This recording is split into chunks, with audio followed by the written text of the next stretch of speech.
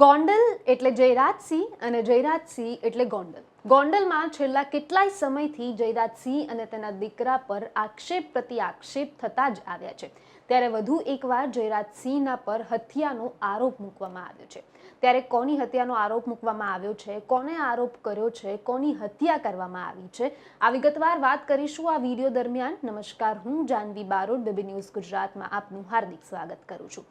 ગોંડલમાં પૂર્વ એમએલએ જયરાજસિંહ ફરી એકવાર વિવાદમાં આવ્યા છે. તેમના બંગલા પાસે પિતા અને પુત્રને માર માર્યો હોવાનો આરોપ વચ્ચે હવે પુત્રનો મૃતદેહ રાજકોટથી મળી આવતા પિતાએ આક્ષેપ કર્યા હતા કે મૃતકના પિતાને મીડિયા સમક્ષ જણાવવામાં આવ્યું હતું કે મેં અગાઉ પણ કીધું હતું ને હજુ એકવાર કહી રહ્યો છું, મારા દીકરા સાથે શું થયું છે શું નહીં એની મને જાણ નથી. મારી સાથે એ જ બનાવ બન્યો હતો ત્યારે પણ મેં કીધું હતું ને હું અત્યારે એક જ વાત કહી રહ્યો છું કે અમને ન્યાય જોઈએ છે.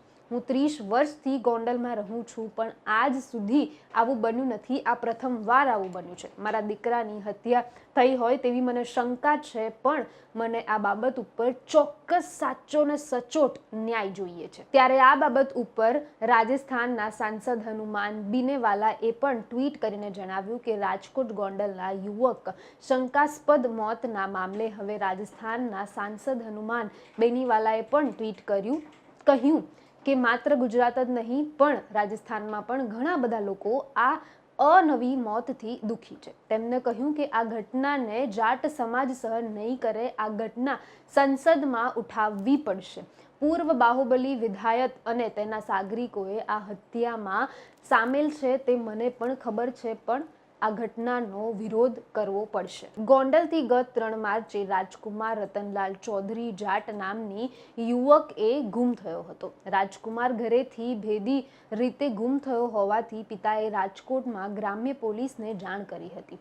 તેમને ગોંડલ સિટી બી ડિવિઝન પોલીસને અરજી પણ કરી હતી. તેમાં પૂર્વ ધારાસભ્ય જયરાજસિંહના બંગલા પાસે બાઇક ઊભી રાખવા માટે પિતા અને પુત્રને માર માર્યા હતા એવો આરોપ પણ લખાવ્યો હતો. જોકે આ ઘટનાના બીજા દિવસે રાજકુમાર ગુમ થયા તેના પિતા પાસેથી અરજી કરાવતા શહેરના બસ સ્ટેશન અને શહેરમાં જાણીતી જગ્યાઓ ઉપર પોસ્ટર પણ લગાવવામાં આવ્યા હતા.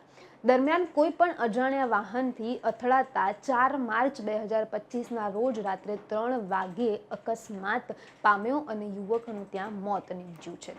આ યુવક રાજકુમાર હોવાની ઓળખ થતાં રાજકોટ પોલીસે પરિવારને જાણ કરી હતી, જેને લઈને પરિવાર ફોરેન્સિક પોસ્ટમોર્ટમની માંગ કરી છે. હાલ પોલીસે જણાવ્યું કે વાહન ચાલકની શોધખોળ પણ હાથ ધરી છે. યુપીએસસીની તૈયારી કરતો પુત્ર ગુમ થાય તો પરિવારને ચિંતા અવશ્ય થાય.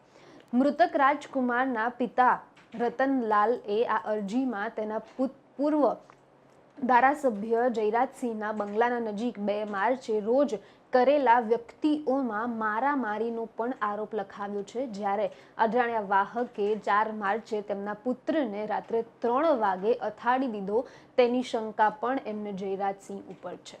વધુ સમાચાર, વધુ માહિતી સાથે ફરીવાર મુલાકાત કરીશ. હાલ મને રજા આપો. નમસ્કાર.